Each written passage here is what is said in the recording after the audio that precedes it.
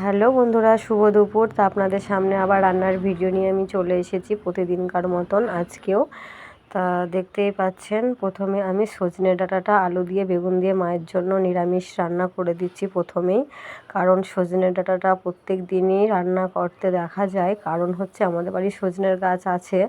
আর এখন তো ডাঁটার সিজন, তাই ডাঁটাগুলোও তো খেয়ে শেষ করতে হবে না, যার জন্য মাই ডাঁটা খায় আর কি, প্রত্যেক দিন ভালোবাসে খেতে। তা যার জন্য মায়ের জন্য নিরামিষের দিক থেকে ঠিকই আছে, ডাঁটা বানাচ্ছি। আর এদিকে উচ্ছে ভাজা, আর হচ্ছে লাল শাকের কিছু ডাঁটা ছিল, সেটা বেগুন আলু দিয়ে ওটাও মায়ের জন্য বানিয়ে দিচ্ছি।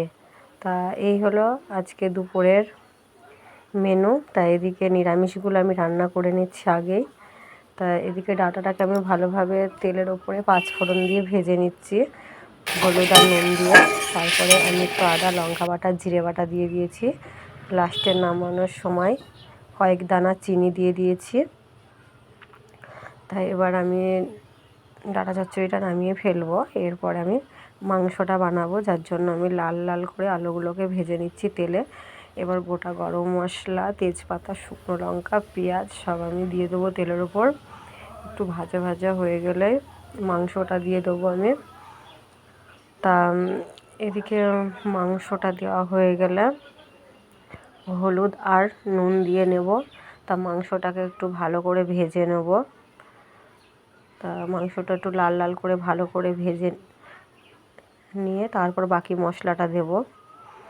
এখন মাংসটা ভাজা হচ্ছে, দেখতেই পাচ্ছেন। তা মাংসের মধ্যে মশলা দিয়েছি আদা জিরে বাটা, লঙ্কা বাটা, রসুন, পেঁয়াজ, আর একটু কাঁচা লঙ্কার খেতে চেয়েছিল, কাঁচা লঙ্কার আর কি, শুকনো লঙ্কা দিলে একটু কালারটা আসে এটাই, যার জন্য আমি একটু লঙ্কার গুঁড়ো দিয়ে দিয়েছি, শুকনো লঙ্কার গুঁড়ো।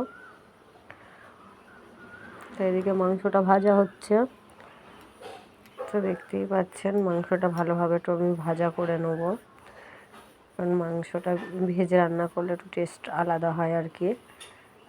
তো এদিকে আমি টমেটোও দিয়ে দিয়েছি, সব বাকি মশলাগুলো দেওয়া হয়ে গেছে।